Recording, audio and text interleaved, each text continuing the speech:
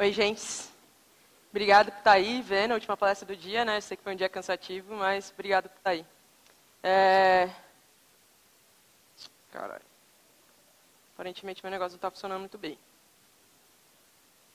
Bom, como ela falou, meu nome é Camila, eu trabalho na Acreditas, a gente é uma fintech que fornece crédito com garantia, que é empréstimo você dá uma casa, um carro como garantia, e com isso a gente reduz o risco da operação e reverte isso em juros mais baixos para quem precisar de empréstimo. A gente está com um stand bem aqui na frente, se quiserem conversar mais depois, é só passar lá. Eu organizo o Rails Girls e o Windev Summit, que são duas iniciativas para incluir mais mulheres na computação. A gente pode ver por essa sala, pelo evento, que a gente precisa de coisas como essa.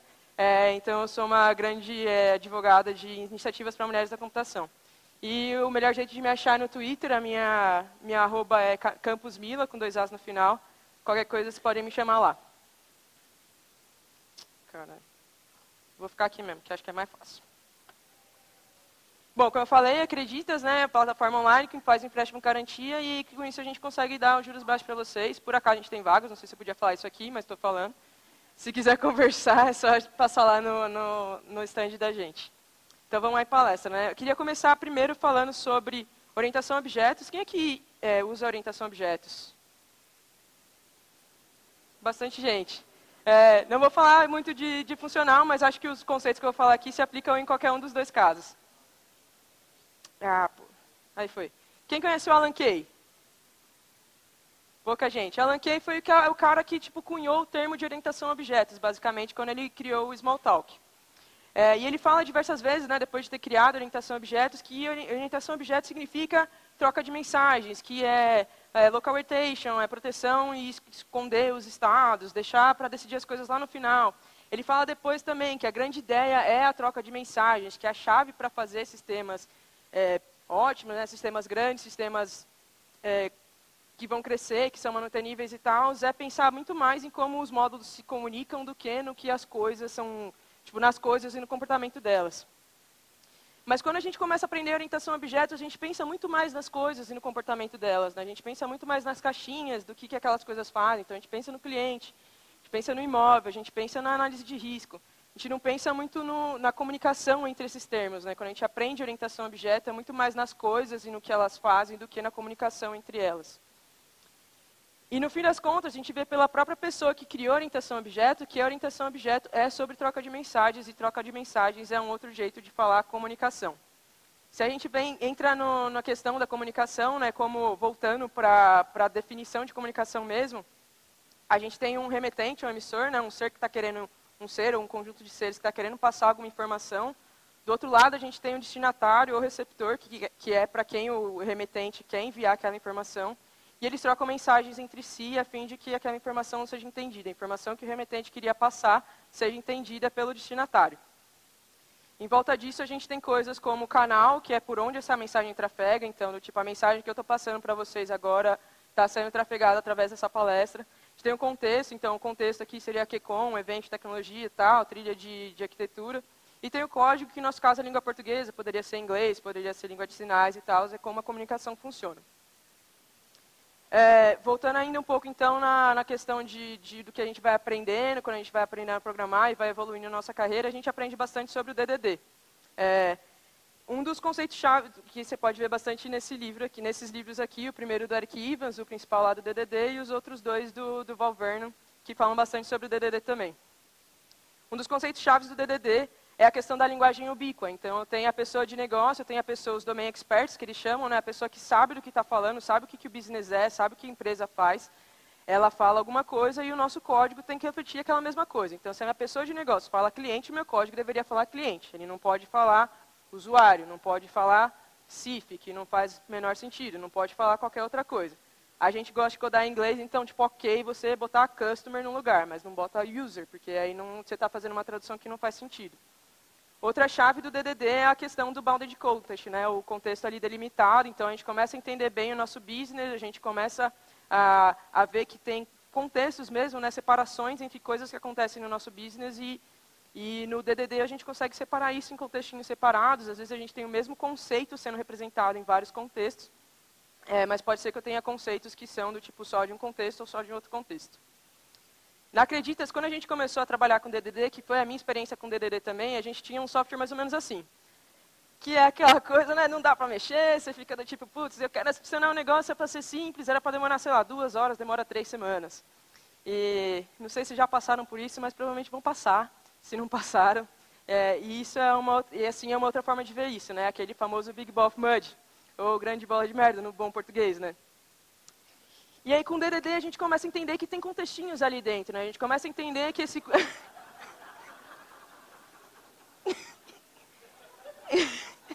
A gente começa a entender que dentro daquele negócio gigante que não dá para mexer, tem algumas coisas que, tipo, putz, tem um negócio que está aqui dentro, que faz um sentido dentro dele, é um contexto separado. Tem um negócio mais ali em cima que faz um sentido também. E aí você começa a entender melhor como funciona o seu business, e você começa a entender que o seu código também já estava mais ou menos separado assim, e você começa a querer separar o seu código do jeito certo. No nosso caso, a gente foi para o famoso Greenfield. Quem gosta de Windows, esse aqui é aquela tela de fundo do Windows XP, sei lá, não lembro. Então a gente vai para o Greenfield, né, aplicação nova, foi o que a gente fez na Acreditas, a gente tinha um software que não dava para mexer, e a gente decidiu fazer um redesign na época. Então, entendendo melhor o contexto, a gente viu, deu umas adaptadas lá e tal, e colocou nesse software novo, que era um monolito também, os contextos mais bem separadinhos, tal, bonitinho ali. Mas, sabe como é, né? Não foram bem certinhos assim, a gente não entendia também do business, então eles também estavam um pouco errados. Mas estavam lá dentro do business, e apesar de estar errado conceitualmente, eles estavam bem separadinhos no geral, assim. E a gente entendeu que o ponto da chave, o momento que a gente ia conseguir crescer e fazer sentido como empresa, era quando a gente começasse a entender e modelar a realidade que a galera de negócio estava fazendo. Então a gente pegou e começou a entender melhor aqueles contextos, né, aqueles contextos que estavam dentro do monolito, entendeu que alguns deles eram um pouco maiores, entendeu que os outros eram um pouco menores, entendeu que tinha mais ou menos coisas, e estava bonitinho, estava tudo dentro do mesmo código, né, dentro ali no monolito. E aí a comunicação entre esses serviços é simples, eu posso fazer uma chamada de método. No nosso caso, a gente não fez as coisas chamando direto o outro contexto, assim, porque às vezes eu preciso de coisas de outros contextos para o meu funcionar. A gente não fez isso, a gente colocou aquela famosa facade ali no meio, então a comunicação era feita entre essas facades. E aí tinha uma certa proteção, né? Então o contexto comunicava com o outro através de uma facade, mas mesmo assim, imagina que eu tenho ali no meu contexto ali de baixo um objeto, alguma coisa, que precise de alguma coisa de um conceito ali de cima, apesar de a gente acessar esse outro conceito, esse outro recurso através de uma facade, a gente usava esse recurso dentro desse sistema, desse contexto. Então, mesmo estando bem separadinho, mesmo tendo essa separação de facades, a gente tinha a questão de invasão de contextos dentro do monolito, quando a gente, mesmo separando bonitinho os contextos ali. Outro problema de comunicação entre contextos no monolito, quando você tem um monolito, né, com muitos contextos, é um onboarding de novos devs. Então, se você entrou uma pessoa nova, se esses contextos se comunicam muito, vai entrar uma pessoa nova, ela não vai poder entender só uma parte da aplicação, só a parte que aquele time cuida, né? Então tem que entender a aplicação inteira, porque tem muita ligação entre eles. Além disso, é uma aplicação gigante, então para você mexer numa partezinha, pode ser que você quebre alguma coisa lá do outro lado, então é bom entender mais ou menos o todo como funciona. Então, ter uma nova pessoa mexendo ali no seu software não é tão trivial. O deploy ele pode ficar lento, né? Porque você tem uma aplicação só, ela pode ficar muito, muito grande, e aí na hora que você vai fazer o deploy, tem que deployar tudo, e aí pode demorar um pouco. Tem a questão de ser tudo ou nada, né? Então, se num contexto eu introduzir um bug e a minha aplicação não sobe, nada mais sobe. Então, se a gente quebrou a master, ninguém mais vai poder fazer o deploy, certo? Então, no monolito a gente tem esse tipo de problema. Se a gente tenta pensar no write to for the job, então eu tenho um contexto específico que precisa resolver uma certa tarefa e faria mais sentido resolver aquela tarefa numa stack que não é do meu monolito, não dá para fazer. Então, esse é um dos outros problemas da comunicação entre contextos do monolito. E quando a gente pensa em escalabilidade também, né? Então, se eu tenho um contexto que precisa, sei lá, escrever muito mais do que todo o resto da minha aplicação, para eu escalar aquele contexto, eu preciso escalar a minha aplicação inteira, isso pode ser meio caro. E a gente vai para o próximo hype do momento, né? Que são os microservices. Então, a gente entendeu bem aqueles contextos lá, está tudo bem separadinho e tal, por que não colocar uma borda real entre eles e colocar cada um em um serviço? E, enfim, é o que as empresas tendem a fazer, certo? Com isso, a gente ganha um isolamento real entre serviços, né? Porque agora eu tenho uma faixa bem clara, estão em serviços separados, são sistemas independentes, né? Então, tem um isolamento real entre eles, não é mais o tipo eu simplesmente chamar o código do outro contexto, não tem como eu invadir esses contextos. eu tenho serviços menores, então o onboard de novas pessoas é mais simples. Se eu estou num time que mexe num serviço só, eu preciso entender daquele serviço e não preciso entender todas as coisas da minha empresa, da minha aplicação. Eu tenho um deploy menor também, então, como eu tenho serviços menores, o deploy pode ser mais simples, mais tranquilo de fazer, mais rápido e tal, mas ele pode ser mais complexo, porque você pode ter que coordenar várias aplicações ali.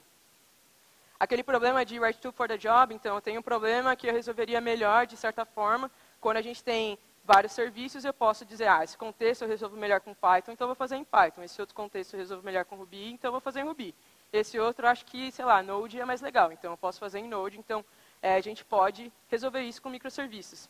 E o problema de escalabilidade, então, se eu tenho um contexto que escreve muito mais que todo o resto, eu só escalo aquele contexto para a escrita, não preciso escalar todo o resto. E a gente entra numa questão também que do tipo a comunicação entre sistemas passa a ser um problema, né? Não é tão simples, não é tão trivial como antes, que a gente só chamava um método do outro contexto. Agora eu preciso me preocupar como que eu vou comunicar com essa outra coisa que não é o meu sistema, não estou dentro dele, né? Eu preciso começar a me preocupar como eu converso com isso que está fora. Então a gente entra na comunicação entre sistemas, né? Tomar uma aguinha.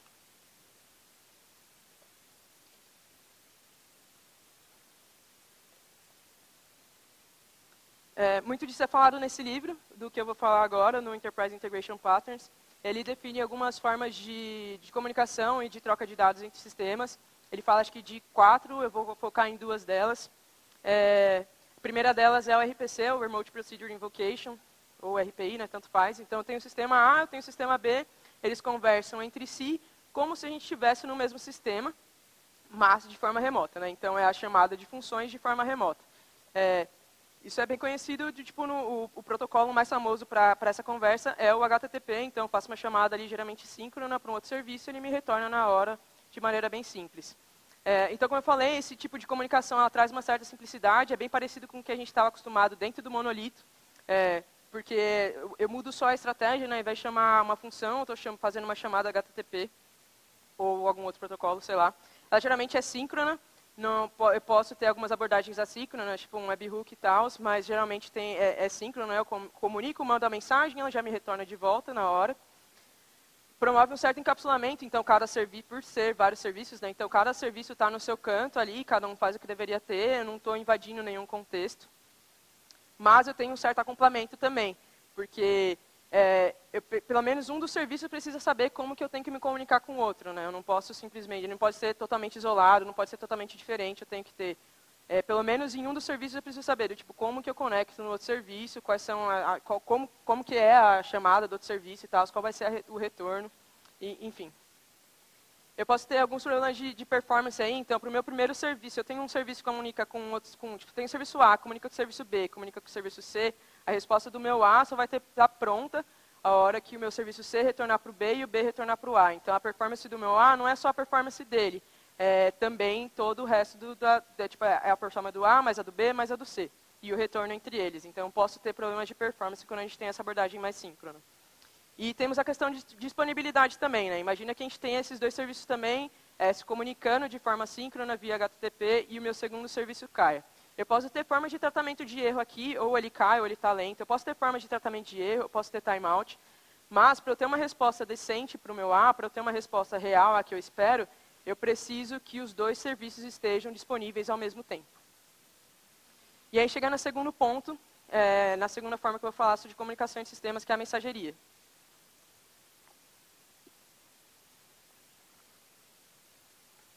É bem parecido com o que a gente viu antes, só que ao invés de os sistemas se comunicarem direto entre si, eles se comunicam através de um message bus, que é um serviço de mensageria, onde a mensagem, ao invés de ir para o A direto para o B, ela vai para o A primeiro, ou vai do A para esse message bus, né, para esse canal de mensagens, e do canal de mensagens vai para o B, e aí se precisar voltar também é através desse canal de mensagens. Esse tipo de comunicação geralmente é assíncrono, né, então eu mandei essa mensagem para o A, mandou a mensagem ali para o serviço de mensageria, e está lá, esqueceu, fechou, ele vai seguir a vida dele. Eu tenho um desacoplamento real, porque o meu A ele não precisa mais conhecer o meu B. O meu A não precisa nem saber que o B existe e continua seguindo a vida dele lá, independente de como o B funciona, de como o B se comunica. Eu não preciso saber como isso funciona. Eu preciso saber como eu preciso mandar uma mensagem para o meu sistema de mensageria e só. Os meus sistemas não precisam se conhecer. E eu tenho uma natureza não bloqueante também, né? Então, do tipo, se eu tenho aquele mesmo problema do meu B ter caído, O meu A mandou a mensagem para o Message Bus, o Message Bus está ali de boas e tal, então o A segue a vida dele. O B não está funcionando, o A continua seguindo a vida dele, não está esperando nada, não tem que esperar o B responder para o meu A continuar, eu já mandei, acabou, tá bom, segui minha vida. Talvez, para eu ter um processo decente, eu precise esperar o B responder, mas assim, do tipo, em questões de funcionamento mesmo, do tipo, A segue a vida dele. E aí, a hora que o B subir de volta, passar a funcionar, ele consome a mensagem, tudo volta ao normal. Eu não preciso que os dois sistemas estejam disponíveis ao mesmo tempo. Vai. Esse negócio não funciona muito bem.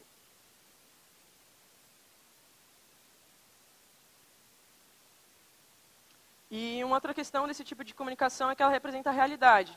Então, lembra daquela mensagem, daquela imagem que eu mostrei antes da comunicação, lá no começo?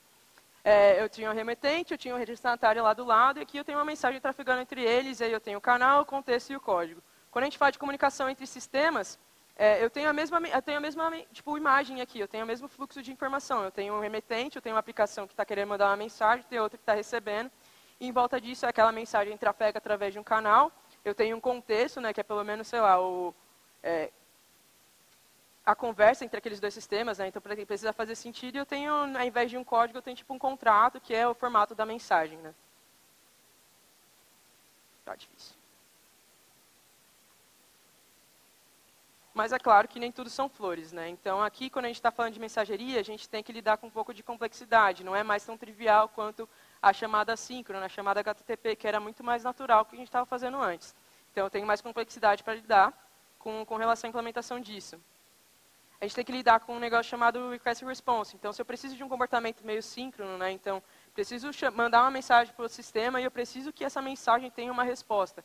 Quando a gente está falando de mensageria, eu preciso, não é tão trivial quanto da comunicação síncrona. Né? Mandei a mensagem, já tive a resposta direta. Na mensageria, eu mandei uma mensagem, já foi. Aí você tem que fazer outra coisa lá, se vira, vai fazer qualquer coisa. E depois essa mensagem chega. Eu preciso ter um jeito de ligar essas duas mensagens, não é tão trivial de fazer isso.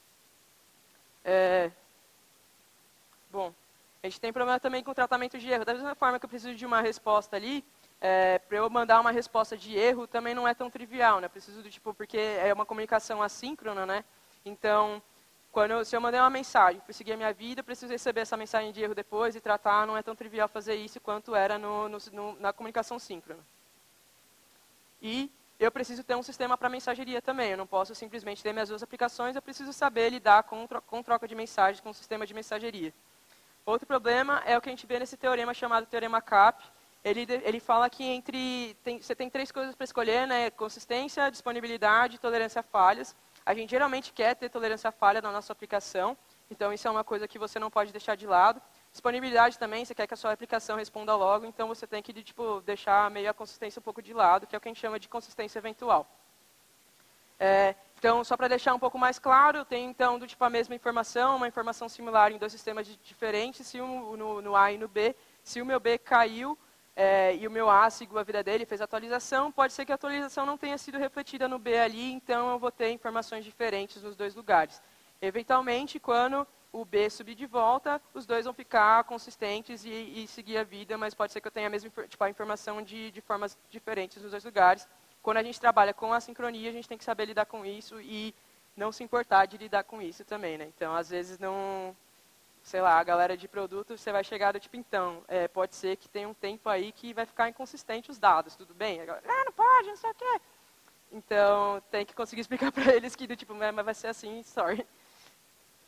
E o outro problema também, isso acho que é representado bastante nesse tweet aqui, que o Matias Verais, sei lá, fala que tem dois grandes problemas em sistemas distribuídos, né? Então, lidar com microserviços no geral, que é garantir a entrega de uma única vez e garantir a ordem das mensagens. Ele faz a brincadeira ali com a ordem, com entregar mais de uma vez a mesma mensagem, né? Então, esse é um outro tipo de coisa que a gente tem que lidar quando a gente está falando de mensageria, quando a gente está falando de comunicação assíncrona. Pensando mais um pouco ali nos conceitos das coisas, a gente está falando de troca de mensagem, mas existe alguns tipos de mensagem quando a gente está conversando entre sistemas. Três principais, eu não sei se tem mais, na verdade. O primeiro deles é um comando. Comando é quando você manda um outro sistema fazer alguma coisa. Então, cria tal coisa, altera alguma coisa. É bem parecido com o que a gente faria num post, num patch, num put. Então, eu estou mandando alguma coisa acontecer. esse tipo de mensagem geralmente não tem um retorno direto, assim, né? Estou mandando alguma coisa acontecer e boas. Outro tipo de mensagem é o documento. O documento é só uma troca de informação mesmo, né? Então, se na verdade o comando foi do tipo, faz uma query lá para mim desses dados, e aí a resposta seria um documento com aqueles dados da query. E a gente tem os eventos, que são fatos, né? São coisas que aconteceram. Vou entrar um pouco mais aqui nos eventos, já que é o nome da palestra, né? Então, eventos, como eu falei, são fatos, são coisas que aconteceram no passado, elas expressam tudo o que aconteceu. Se a gente parar para pensar, a nossa vida, ela é expressa através de eventos, certo? Então, pensando bastante naquela questão do DDD, de querer modelar, do tipo, tudo que a realidade é e tal, a gente tem que pensar que a nossa vida também é expressa em eventos.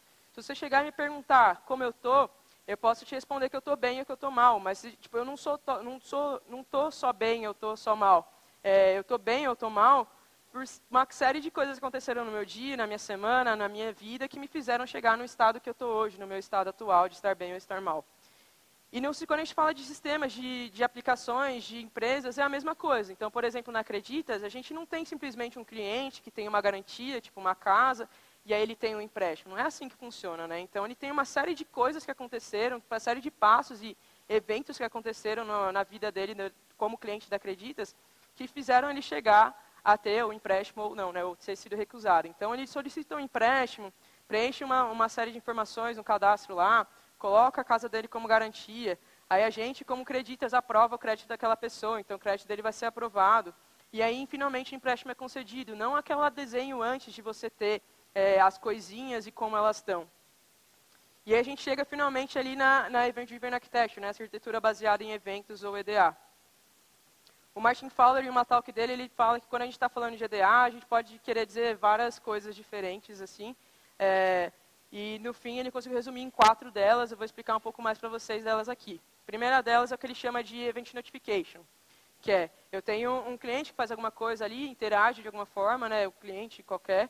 Aí eu tenho uma primeira aplicação que ele interage, essa aplicação aconteceu alguma coisa ali, manda um evento. Mandei um evento, a outra aplicação vai ouvir de alguma forma, através daquele message bus. Mas é só isso que eu falei, tipo, um crédito foi solicitado, beleza. Se aquela outra aplicação se importa com aquele evento, ela precisa voltar na primeira aplicação, né, que enviou o evento, para, tipo, beleza, o crédito foi solicitado, mas, tipo, com o quê? O que está dentro dessa solicitação? Então, esse é um exemplo que a gente faz lá na Acreditas também. Então, a gente tem um sistema que faz priorização de clientes.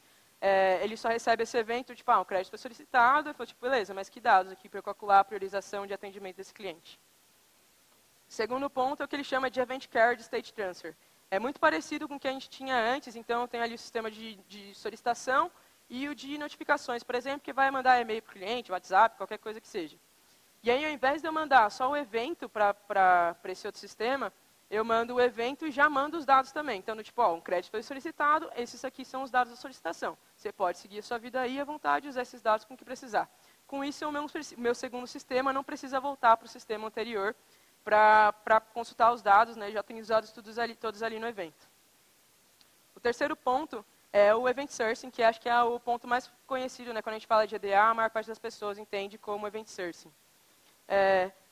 No significado de Event Sourcing, é basicamente esse, né? Então, Event Sourcing diz que todo estado é transiente e apenas fatos são persistidos. Lembre-se que eu defini eventos como fatos. Então, quando a gente diz que fatos são persistidos, quer dizer que eventos são persistidos, né? Então, quando a gente pensa no nosso modelo tradicional, o que é persistido, quando a gente tem aquela caixinha ali, eu tenho o cliente, eu tenho a garantia, eu tenho o resultado da análise de risco da pessoa, no modelo tradicional, a gente persistiria isso, certo? Então, eu tenho a minha tabelinha lá do cliente, eu tenho o ID dele, eu tenho o CPF, eu tenho o nome e tal, e eu vou persistir isso numa tabelinha lá no banco de dados. E se eu quiser trocar alguma coisa, então eu tenho ali a Sandy Júnior, e aí começou a fazer carreira solo, né? Descobri que Sandy Júnior não é uma pessoa só, são duas. Então, eu tenho que trocar o nome para ser só Sandy. Então, eu perdi todo o histórico. Eu não sei mais que antes Sandy Júnior era... Eu não sei mais que antes Sandy era Sandy Júnior. Eu só dei um update ali na minha base de dados. No Event Sourcing, ao invés de ter esse tipo de modelo, né, que eu só atualizo direto na tabela, eu vou salvando as coisas que foram acontecendo. Né? Então, eu cadastrei o cliente e estava lá com o nome Sandy Júnior. E aí foi fazendo várias coisas e tal, e eventualmente aconteceu a troca de nome. Né? Então, eu alterei o nome de Sandy Júnior que estava antes para Sandy. com isso, eu sei tudo o que aconteceu com o meu cliente ali nesse caso, né? Então, não só com o cliente, com todo o agregado ali de cliente, solicitação e garantia.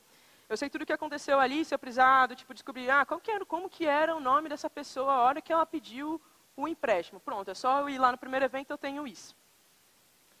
Então, só dando mais uma ilustração, como seria na Acreditas, né? Então, cada coisa que vai acontecendo, a gente não tem exatamente esse sistema, mas enfim, cada coisa que vai acontecendo ali, então o cliente preencheu o cadastro, eu vou salvar no meu banco que uma solicitação foi criada, né, o evento que aconteceu daquilo.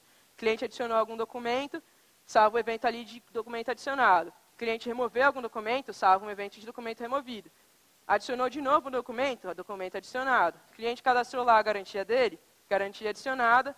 A gente aprovou o crédito do cliente, a gente salva o crédito aprovado ali. E aí, com isso, eu consigo fazer umas análises muito loucas que eu não conseguia fazer antes. Então, tipo, eu consigo ver ali quantas vezes um documento foi adicionado e removido até que eu tivesse a versão final daquele documento, quando a pessoa finalizou o empréstimo e tal, aquela solicitação ali. Que era uma informação que eu não conseguia ter antes. Então, a gente consegue fazer análises muito mais complexas quando a gente tem salvo todos os eventos aqui. Mas, fazer uma query em cima disso, então se eu quiser saber do tipo, o estado atual, como é que está a minha solicitação de empréstimo agora? É um negócio que é meio treta, né? Então, do tipo, você não vai querer fazer. E aí entra o quarto ponto de Event Driven Architecture, que é o CQRS. Command Carried Responsibility Segregation. O CQRS, ele veio bastante do CQS, onde... Desculpa aí, galera, estava tirando foto. Veio do CQS, onde o Bertrand Meyer falou que do tipo, que quando você pergunta alguma coisa, isso não deveria mudar a resposta, certo? Que é o natural, acho que é meio óbvio até assim, certo? E quando ele fez isso, ele definiu basicamente, quando ele estava falando mais de métodos e tal, ele definiu o CQS, né, Command Carry Separation, com dois tipos de interface diferentes, né, dois tipos de chamadas diferentes. Ou você tem comandos ou você tem carries. Os comandos é esse tipo de coisa, né? Então, eu fiz uma pergunta, isso não deveria mudar a resposta nunca. Se a gente pensar num método, é um método que altera alguma coisa, tem um side effect, mas ele não me retorna nada. E a query, ela não deveria também, tipo, o comando, né, se eu não estou fazendo uma pergunta, estou mandando fazer uma alteração, então ele altera alguma coisa. A query, eu estou só fazendo uma pergunta, como que está aquele negócio nesse momento? Então, eu só estou fazendo uma pergunta, e aí, como é que está? E isso não deveria ter nenhum tipo de side effect, eu só estou retornando aquilo lá. Então, isso é o tipo de método que não tem nenhum tipo de side effect, mas retorna alguma coisa para você. E aí, inspirado nisso, o Greg Young surgiu com o CQRS. Se a gente pensa no modelo tradicional de banco de dados, né, a gente tem uma tabelinha lá no banco de dados que ele serve para escrita e para leitura. Então, tem aquela tabela cliente, por exemplo, que é ali que eu vou alterar, e quando eu precisar consultar o meu cliente, eu vou ali naquela tabela também. Com o CQRS, a gente separa essas duas coisas, em bancos separados, em tabelas separadas, tanto faz como você vai implementar isso, mas estão separados, são coisas diferentes. Eu tenho um lugar só para leitura, eu tenho um lugar só para escrita. O lugar só para escrita ali seria os comandos, né, e o lugar para escrita seriam as queries. E aí, como funciona isso? É que eu tenho um modelo de escrita, então, quando meu cliente vai fazer alguma coisa que tem algum tipo de side effect, ele faz por um lado, eu salvo isso no meu banco de escrita. Eu tenho algum tipo de sincronização ali, eu transformo essa coisa que eu estou escrevendo num banco de leitura, que seja mais fácil para fazer uma query. E aí eu tenho um query model que é por onde eu vou fazer aquela consulta. Então, ao invés de eu olhar naquele meu banco de escrita, que às vezes não é tão fácil de ler, eu tenho uma sincronização ali e eu leio do meu banco de leitura.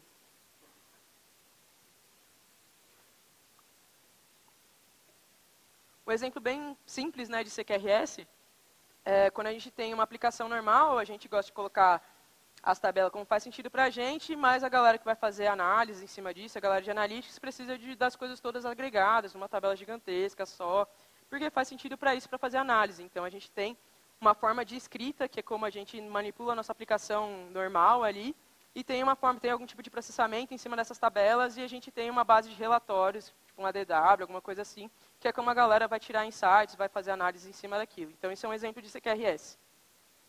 Quando a gente tem CQRS e Event Source, essas duas coisas andam muito bem. Então, no Event Source, a gente tinha aquela leitura lá, que era aquele monte de evento persistido, que é um saco fazer a leitura. Então, eu posso ter um processo de sincronização e criar uma base de leitura que seja mais simples para eu ler. Então, essas duas coisas geralmente andam muito bem juntas e faz muito sentido elas estarem juntas. Então, aquela query que era difícil de fazer em cima do meu banco de dados de eventos, né, que não ia rolar, eu passo a pegar aqueles dados e transformar de uma maneira que faça sentido para mim, aí seja de uma forma relacional, tem nas tabelinhas mesmo, ou no nosso caso a gente salvou um JSONzão lá, do tipo, fiz o estado da solicitação, ponto to JSON, e pronto, salvei o JSON. E aí quando eu fui fazer a minha query, eu passei a fazer a query em cima daquele dado mais mastigado, né, o meu estado atual mesmo, que é o que meus outros sistemas precisavam. E aí, um momento de interação aqui, quem já usou um sistema de Event Sourcing? Quem sabe o que é isso aqui? É um commit do Git. Quem já usou Git, versionamento e tal, essas coisas? Bastante gente. Se a gente olhar para esse commit, então o commit ele é algumas coisas que aconteceram, né? Eu não tenho do tipo o estado atual da minha aplicação naquele momento. Eu tenho uma série de mudanças, de inserções, de adições, de mudanças nos meus arquivos que representam aquele commit. Mas quando eu olho lá na master, na minha branch, para eu fazer um deploy ou para eu só do tipo olhar o meu código, eu estou olhando para o estado real da coisa, para o estado atual da coisa. Então, esse é um exemplo de event sourcing, que eu estou salvando só os eventos ali, os commits, e o CQRS também sendo usado. Outro exemplo bem simples é, se eu tenho a minha conta bancária lá, eu tenho o meu saldo disponível, né? Eu tenho as minhas contas, então a conta corrente, a conta poupança, eu tenho o saldo. Mas eu não quero ter só isso, eu não sei se o banco errou, se fez alguma coisa, eu não quero, só essa informação do quanto eu tenho lá no momento não basta para a gente. Então, a gente precisa ter um extrato, né, que são uma série de adições e de remoções de dinheiro, com a descrição de cada uma, que representam todo o estado daquela coisa. Então, esse é um outro exemplo de Event Sourcing e CQRS. Lá na Acreditas, o que a gente fez para resolver essas paradas? A gente usa o Kafka para troca de mensagens. Acho que já falaram sobre o Kafka aqui, mas explicando um pouco melhor como ele funciona. Então, eu tenho ali os produtores, eu tenho do outro lado os consumidores, e a gente olhar bem para essa imagem, ela parece muito com aquela desenho de comunicação. E as mensagens elas trafegam através de tópicos no Kafka, que seria tipo o canal por onde as mensagens trafegam. O tópico ele é dividido em partições, e o Kafka garante que os consumidores vão receber as mensagens que são enviadas ali pelo menos uma vez. Dentro das partições, o Kafka garante ordem, então, do tipo, se eu mandar mensagens, ela cai cada uma em uma partição, o Kafka não garante a ordem que isso vai ser recebido. Então, pode ser que eu mande a mensagem 0, 1, 2, 3 e elas caem em partições diferentes. Na hora de eu consumir essas mensagens, elas podem ser consumidas em ordem totalmente aleatória. Mas, dentro de uma mesma partição, o Kafka garante ordem. Então, se eu mandar a mensagem 0, 1, 2 numa mesma partição, o Kafka garante que do outro lado eu vou receber as mensagens na ordem 0, 1, 2. Outro ponto do Kafka é que ele é persistente, né? Então ele salva todas as mensagens que estão lá e ele vai trafegando nas mensagens através de um offset. Então ele sabe até que ponto da mensagem você está, então ele garante que você leia todas as mensagens. Se você criar uma aplicação nova ou der um pau muito louco na sua aplicação, você precisa consumir tudo de novo, as mensagens estão todas lá e você pode consumir isso à vontade. Então esse foi um dos motivos da gente ter usado o Kafka lá na Acreditas. O problema que a gente tinha para resolver é que a gente usou o Event Sourcing, né, o EDA para resolver.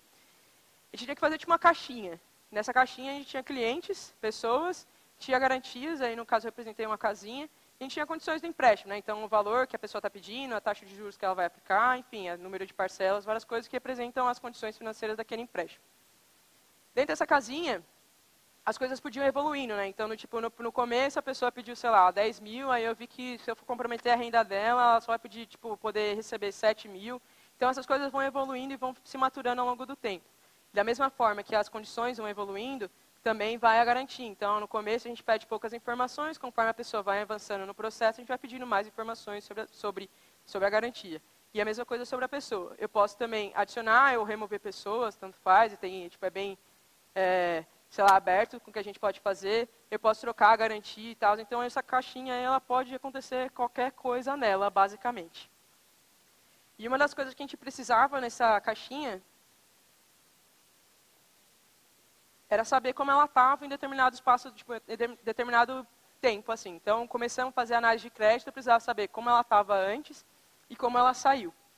Então, eu precisava saber ter várias versões dela de acordo com o tempo, né, com o passo dela dentro do fluxo da Acreditas. E aí, quando a gente foi resolver isso, a gente olhou para esse negócio da versão, para essa caixinha e tal, a gente falou, puta, tem cara de event sourcing, né? Então, que tal a gente salvar no nosso banco os eventos que foram acontecendo, né? Então, a solicitação foi criada com aqueles dados, aí o imóvel foi modificado, as condições foram alteradas e blá, blá, blá, por aí por diante. E aí eu tenho eu consigo ter todas aquelas versões, porque eu consigo reconstruir os meus eventos até certo ponto no tempo. e eu tenho todo o histórico do que aconteceu, eu continuo tendo a minha caixinha, podendo modificar o que eu precisava nela. E aí, a partir desses eventos, então, eu consigo reconstruir o que eu tinha antes, né, que era o que eu precisava saber, o estado atual ali da minha solicitação de empréstimo, e aí tudo funcionava bonitinho, né. A gente usou, como eu falei, a gente usou o Kafka, a gente fez essa solução em Ruby, a gente usou um framework chamado Karafka, que faz a comunicação, ele transfere... Pois é. ele faz a comunicação, facilita a comunicação do Ruby com o Kafka, tanto na parte de consumo quanto na parte de produzir mensagens para lá. Quem quiser saber mais sobre o Karafka, ele é um open source, é uma gema lá do Ruby, esse é o GitHub, a gente fez uma POC no time na época, publiquei no meu GitHub, se quiser dar uma olhada lá, tá bem legalzinho. A gente já tinha uma aplicação lá que funcionava dessa forma, né? Então o front-end se comunicava com ela e ela já publicava eventos no Kafka também. Então a gente já tinha isso funcionando, era aquela aplicação lá do Greenfield, que tinha os contextinhos, que a gente viu que estava os contextinhos meio errado. Então já existia essa aplicação, a gente não estava a fim de mexer nela. A gente queria adicionar essa outra aplicação, Event Sourcing, que também não conhecesse a minha aplicação anterior. Então eu não queria mexer na que eu já tinha, eu não queria sujar a minha nova. Então a gente precisava saber, tipo, beleza, como eu encaixo essas duas, então, já que eu não quero que nenhuma das duas se conheça. A gente fez uma espécie de anti-corruption layer ali no meio, então, como a minha aplicação ela já enviava eventos, a gente criou uma camadinha ali no meio que recebia esses eventos e transformava em comandos que a minha segunda aplicação entendia. Então, como a minha aplicação já estava mandando eventos, foi simples fazer isso, eu só recebia os eventos e aí eu transformava eles como eu precisava e enviava comandos para a nova aplicação. Aí a minha nova aplicação, então, estava recebendo os eventos ali, os comandos, perdão, estava recebendo os comandos ali daquela camadinha de tradução, e que desconhecia totalmente a minha aplicação anterior, e aí processava o que precisava processar e emitia um evento de volta. Esse evento a gente mandava de volta para o Kafka em outro tópico, a gente persistia dentro de um banco de dados, no nosso caso a gente usou o Postgres com a coluna JSON, porque a gente nunca tinha mexido com nada de NoSQL e tal, então a gente quis reduzir a incerteza do projeto. Então a gente persistiu lá no banco de dados, coluna JSON no Postgres e boas. E a gente também salvou uma projeção, que é aquela visão do estado atual, né? Aquele modelo do CQRS, onde eu tenho a visão do estado atual da coisa. O que a gente não fez, que é um dos problemas, né, do Event Sourcing, de EDA, mensageria e tal, a resposta de volta, nem no caso de erro, nem no caso de sucesso. Então, como as nossas aplicações não se conheciam, a gente não queria mexer, não queria que a minha aplicação nova conhecesse a velha, e nem que a velha, nem queria mexer na velha, então a gente não fez a resposta de volta. Então, eu não tive uma resposta de sucesso, nem do tipo, deu pau aqui, se vira, faz outra coisa. Então, a gente não fez essa resposta. Por enquanto, a gente não precisou ainda, então a gente não se esforçou para tentar resolver esse problema. Mas acho que, eventualmente, a gente vai chegar nesse ponto, e aí eu volto para contar para vocês como a gente fez. Então, ainda tenho alguns minutinhos, vou mostrar mais ou menos o código que a gente fez. A gente fez uma aplicação Ruby.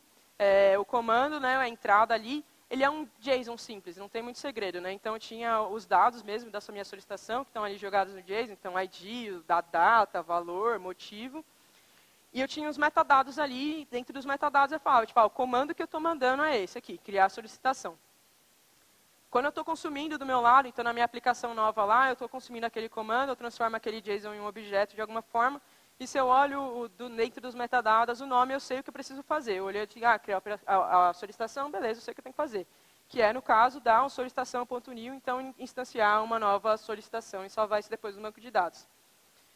A diferença é que quando a gente estava dando o new lá na solicitação, ao invés de, no construtor ali, né, em vez de realmente fazer o que eu deveria, eu publiquei um evento. Então, um evento, no caso, de solicitação criada. Eu não fiz nada ali, né, então não peguei, tinha data, valor, um monte de coisa, eu não fiz nada com esses dados ainda, eu só publiquei um evento.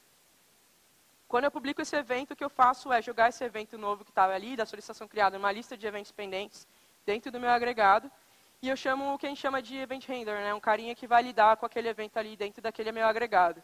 Esse event handler, a gente tinha um evento para cada tipo de comando. Então, o que ele fazia, então, aquilo que a gente geralmente teria no nosso construtor, de pegar a data e colocar dentro do meu agregado, dentro da minha entidade, eu fazia só no meu event handler depois, e aí eu tinha a minha entidade no estado atual dela, porque só depois de ter publicado o evento eu apliquei realmente ele.